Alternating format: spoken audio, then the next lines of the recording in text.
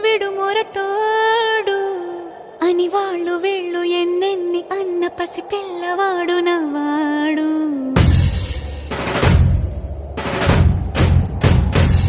విడుముండోడు అని ఊరు వాడ అనుకున్న గాని మహారాజు నాకు నవాడు.